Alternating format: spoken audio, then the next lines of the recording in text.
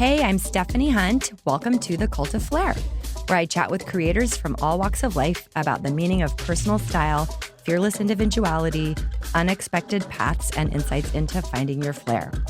Alongside my in-depth interview series, you'll also find snackable short episodes. I do love my snacks. I call these my Flair On The Fly. I'll be serving up tips, musings, or insightful nuggets designed to expand your knowledge and to share the flair. Hey, I'm Stephanie Hunt, the Flairhunter. Welcome back to my podcast. Today, we are talking about something that I almost gives me pause because I am not the resident expert on this, but it's Feng Shui.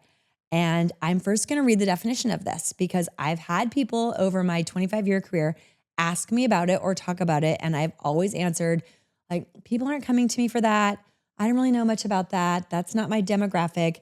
And then lately, I've become more interested in it just because I was curious. And when I read through the principles, and again, please give me grace here. If I have screwed anything up or if I do not have this correct, feel free to reach out to me and I may do a episode 2 on Feng Shui where you have taught me more about it. But it's my understanding, the Google dictionary definition is Feng Shui, if I'm pronouncing it correctly, in Chinese thought is a system of laws considered to govern spatial arrangement and orientation in relation to the flow of energy, or Chee, and whose favorable or unfavorable effects are taken into an account when designing buildings or designing rooms.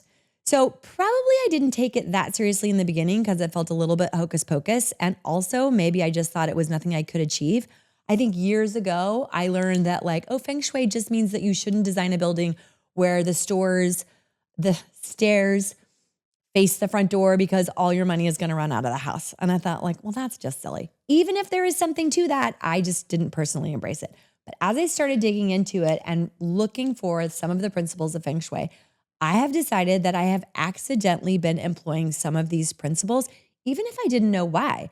I think maybe in my mind, I thought this just intuitively makes the space feel better or feel good. Or why do I feel good in this space and not good in another space? So I'd like to read you some of them. 5 of the principles of Feng Shui, realizing there are many more. 1 is the principle or the practice of decluttering regularly. This is a tough one for me because I sometimes can be a collector of things. However, when I decide to declutter, which I did recently because we might be moving, again, this happens very often for us, and sometimes my closet gets really overwhelming. When I decide to declutter and take things away instead of adding to it, I just feel better. It's like losing 5 pounds. You walk into a space and it isn't visual noise. It doesn't feel like as many things screaming at you. So I think that can help contribute to a more soothing and calming environment. The next one, which I kind of say this with a laugh because I am not so great at this, which is the use of soft colors and neutrals in a room. I definitely am known for more is more, and I am a colorist and I love strong color, but I think that I do it in a way that maybe is, again, accidentally embracing some of the principles of Feng Shui, where the whole entire room or space cannot just be screaming at you in color. It has to be balanced by the use of whites and neutrals around it so that there's negative space, so that the colors can breathe. And admittedly, I have created spaces that are way too colorful, and I can go into them and even just subconsciously not know why I don't love it in there. And then I can go into another room in the house, my house or another house, that's mostly neutral with maybe just a pop of color, like my bathroom. It's all white walls. It's white oak vanities. It's gray tile. And then just the floors are green. And it really feels good to me. I don't need a whole lot of other color in there. So soft colors for sure. And something that I will be leaning into more to see how it makes a client feel, their personal enjoyment of their space, my own included.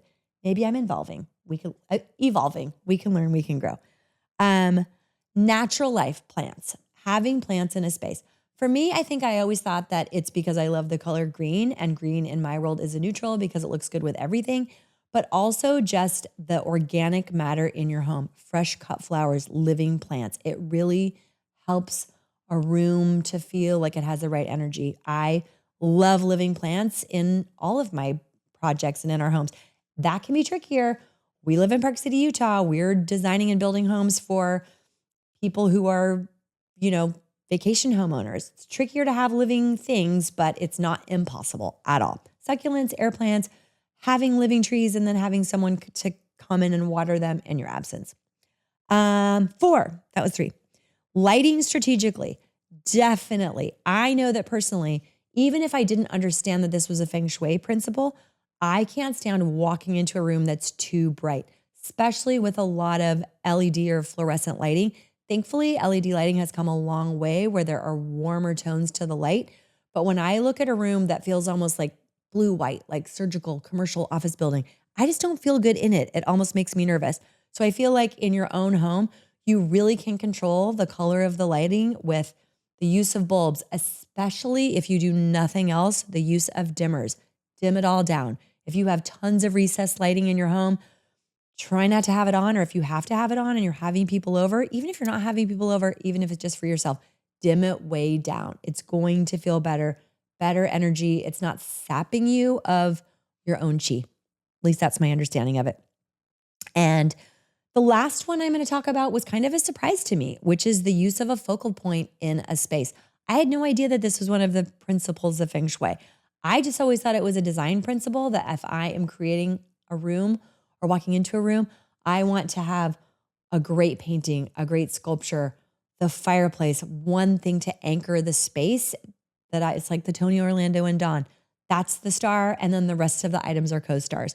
I didn't know that was a principle of Feng Shui, where apparently, and again, I hope I'm getting this right, it's my understanding from researching it, that can also help ground a space. It's soothing. Instead of walking into a room and having everything feel chaotic and not knowing where you should look next, if you have one main thing to draw your eyes, supposedly that's supposed to be good for you. I know it feels good to me, even if I haven't understood why. That is my mini version and lesson in Feng Shui, or my 5 favorite principles of Feng Shui, fully acknowledging that there are so many more and that I have a lot to learn and that I have accidentally been employing them. And I can't wait to learn more. Hey, thanks for listening to today's episode of The Cult of Flair. I'm Stephanie Hunt. If you like what you heard, please share it with a friend. Follow the podcast on whatever platforms you are listening. Follow me on Instagram at The Flairhunter or at The Cult of Flair. And until next time, go find your flair.